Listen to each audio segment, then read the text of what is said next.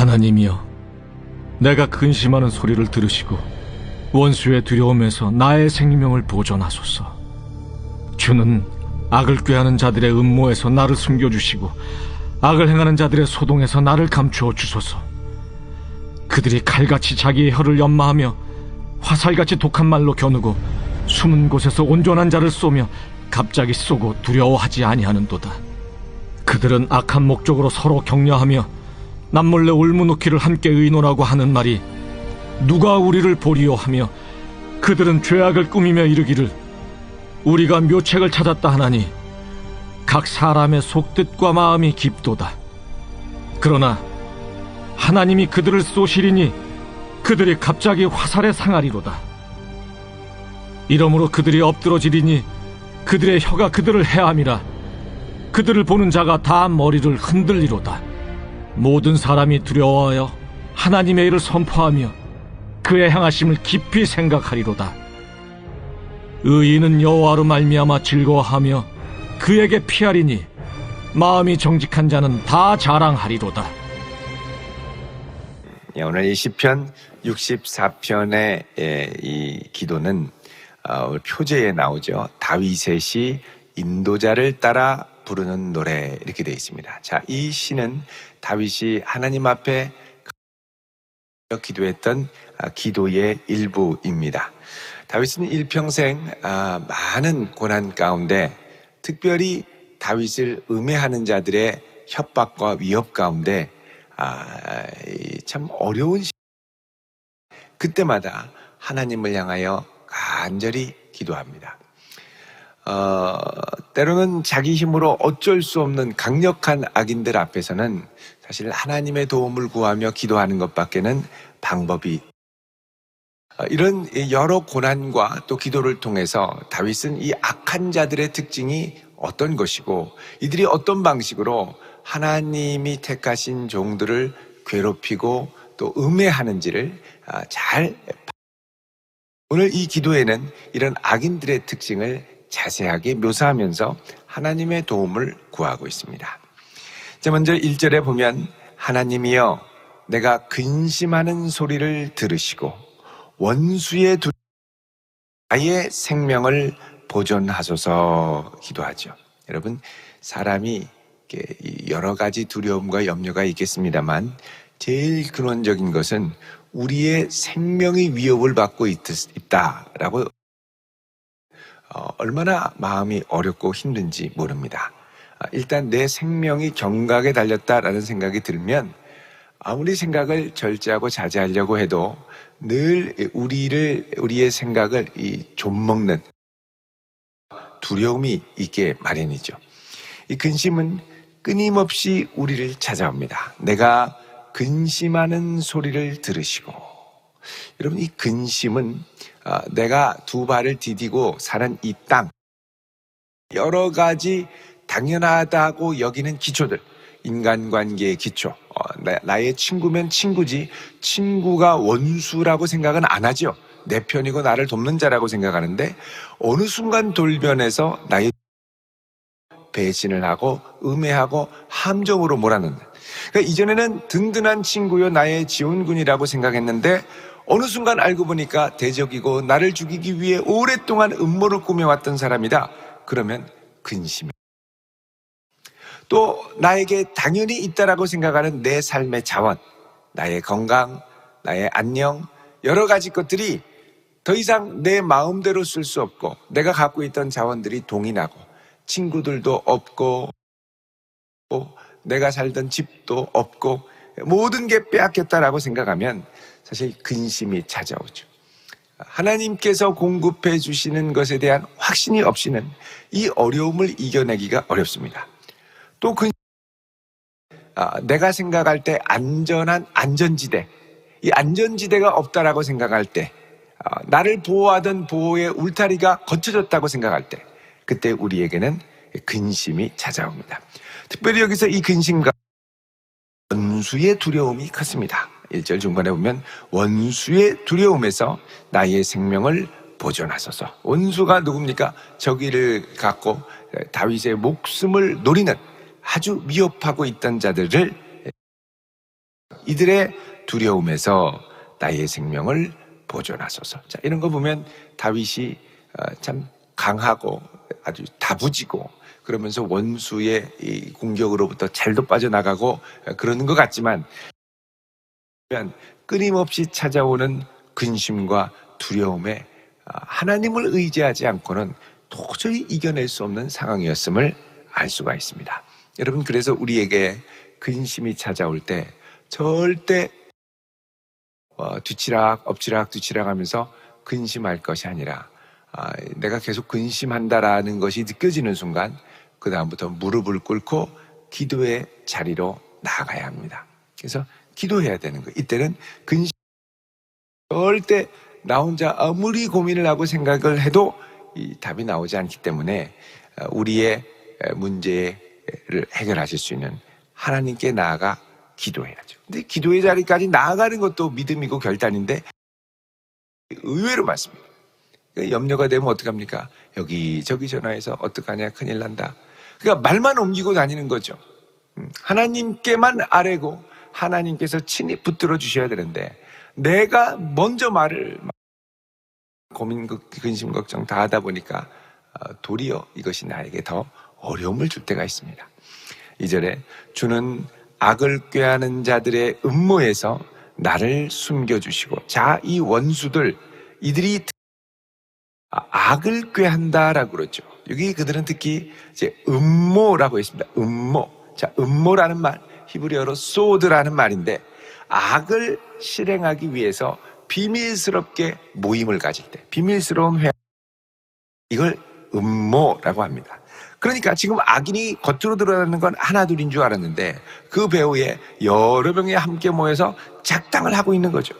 이런 음모에서 나를 숨겨주시고 또 악 소동해서, 자, 악을 행하는 자들이 소동한다. 이거는 뭐냐? 함께 짠다는 겁니다. 함께 짜서 다윗을 죽이려고 몰아가는 거죠. 자, 여기서 뭐라 그러냐? 나를 감추어 주십시오. 보이지 않아야 덤벼들지 않거든요. 근데 보이면 함께 짜고 공격을 하니까 이럴 때는 정말 어렵습니다. 이렇게 함께 짜서 비밀스럽게 회합을 해서 함께 짜면요, 완전히 비정상적으로 몰아가고 상식이 비상식이 되고 완전히 한 사람을 바보로 만들어버리고 한 사람을 죄인으로 만들어버리고 이게 아주 능수능란한 게 악인들이죠. 이렇게 작당을 해서 한 사람을 바보 만들기로 결단을 하면 참 어렵습니다. 여러분, 이 인터넷에 보면 가끔씩 연예인 한 사람을 이제 비방하고 바보로 만들기로 작당을 하면 아무리 변명을 하고 합당한 증거를 대도 믿지 않습니다. 내가 생각하는 진실만이 진실이고 절대 객관적인 진실은 진실이 될 수가 없죠. 예전에 한 유명한 가수가 있었는데 문대를 나왔습니다. 근데 이 사람이 그 학교 나온 거 가짜다, 조작됐다. 학교 졸업장을 보여줘도 아니라는 거예요. 이것도 조작했다는 거예요. 끝까지 집요하게 물고 늘어져서 한 10명 정도가 끝까지 인터넷에 돌아다니면서 악성 댓글을 달고 결국은 참다 고소를 해서 법정에서 이 사람들이 다 유죄 판결을 받았습니다. 근데 그래도 아니라는 거죠. 법의 권위가 완전히, 이제는 포스트 모던 시대, 자기가 믿는 진실만이 진실이라고 생각하기 때문에 아무리 법정에서 진실이라고 땅땅땅 쳐도 안 믿습니다. 그럴 리가 없다는 거죠. 매수당했다는 식으로 정의를 굽게 하는 자들이 바로 악을 행하는 자들입니다. 악을 행하는 자들. 3절에 보면 이들의 특징이 나옵니다. 그들이 칼같이 자기 혀를 연마하며, 자, 혀에 독합니다. 그리고 궁지에 물렸을 때 이 사람을 완전히 바보로 만드는 일종의 뭐라 그럽니까? 프레임이라고 그러죠. 프레임을 짜가지고 완전히 이 사람을 바보로 한 구석으로 막 몰아가서 그 사람이 견디의 쓰검과 같은 약한 점들을 독한 말로 막 겨누죠. 그래서 여기 보면은 그 사람이 질릴 때까지 포기하지 않고 끝까지. 그리고 말도 얼마나 귀에 착착 감기게 어구를 만들어서 공격을 합니다. 정치에도 보면 이런 것들이 많이 있죠. 독한 말로 쓰러지기까지. 독한 말로 겨누 숨은 곳에서 온전한 자를 쏘며, 이게 대놓고 내가 누구다라고 하지 않습니다. 익명 속으로 숨게 되죠. 그래서 여러분, 우리나라도 이 음모론의 나라, 음모론 공화국 이렇게 얘기를 많이 하는데, 인터넷이나 이런 데 댓글 나는 게 이게 전부 다 실명으로 바뀌어야 됩니다. 자기 이름을 걸고 해야지. 다 숨고 이상한 닉네임 같은 것만 내가지고 막 하니까 이게 안 되죠. 이게 진실이 안 드러납니다. 숨은 곳에서 그 다음에 보면 갑자기 쏩니다. 예기치 못할 때 갑자기 쏩니다. 그러니까 정상적으로 갔다가 갑자기 뒤통수를 한 대 딱 맞고 너무 마음이 어려운 거죠. 그래서 갑자기 공격당할 충격이 큽니다. 그럴 때 이렇게 하고도 이 악한 사람들의 특징은 뭐냐? 두려워하지 아니하로다. 내가 얼마나 잘못을 했는지 양심이 무뎌져서 내가 잘못한 것이 잘못이라고 생각합니다. 게다가 여러분, 이 사람들은 어떻게 하냐면, 악인들은 절대 혼자 움직이지 않습니다. 함께 연대합니다. 연대. 이걸 뭐라 그러냐? 악의 연대성이라고 그러죠. 5절에 보면 그들은 서로 격려하며, 우리들은 착한 마음으로 서로 선행과 이 좋은 일들을 격려하죠. 서로 모이기를 격려하고 이래야 되는데 이 사람들은 격려합니다. 그래서 여러분, 이 악은 연대성을 갖고 있습니다. 절대 혼자 하려고 그러면 남들을 끌어들이죠. 물귀신 작전입니다. 나 혼자 죽을 수 없다. 같이 죽자. 그리고 저 사람 우리가 한번 쓰러뜨리자. 딱 좌표를 찍으면 완전히 득달같이 덤벼들어서 완전히 쓰러뜨려 버립니다. 그 악한 목적으로 격려하고, 그 다음에 남몰래 올무를 요것만 딱 하면 걸려 넘어지더라. 완전히 곧 잘못 걸리면 큰일 납니다. 그러니까 요 사이를 요래조래 피해 가야 되는데 이게 참 쉽지 않습니다. 하나님이 특별한 은혜로 지켜주시지 않으면 그 올무 이게 자유롭게 벗어날 사람이 없죠. 근데 올무 놓는 걸 함께 의논합니다. 같이 작당을 해서 올무를 놓고 완전히 끝내버리자. 다윗 이번에 끝내버리자. 누가 우리를 보리요? 우리가 이렇게 하는지 아무도 모를걸. 그러니까 다른 사람 볼 때는 깜쪽같이 속는 겁니다. 완전히 다 몰아가는 거예요. 그러면서 그들은 죄악, 우리가 묘책을 찾았다. 누가 생각해도 이건 천재입니다. 천재. 어떻게 정말 이런 생각을 할 수 있을까? 거의 천재. 여러분, 악도 악한 일을 행할 때 있습니다. 영감. 그러니까 사단이 주는 영감이죠. 도저히 사람의 이 상식으로, 정상적인 생각으로 할 수 없는 악한 생각들을 하게 만드는 이 악한 영들의 역사거든요. 우리가 묘책을 찾았다 그러는 겁니다. 각 사람의 속뜻과 마음이 깊도다. 여러분, 각 사람의 속뜻과 마음이 깊다라는 건 이게 얼마나 기가 막힌 묘책인지 하려고 해도 헤아려지지가 않고, 사람이 그 원인과 문제를 찾으려고 해도 찾아지지가 않는다는 거죠. 여러분, 이런 악인들의 공격에 사람이 인간적으로 이걸 파악해서 대응한다? 거의 불가능.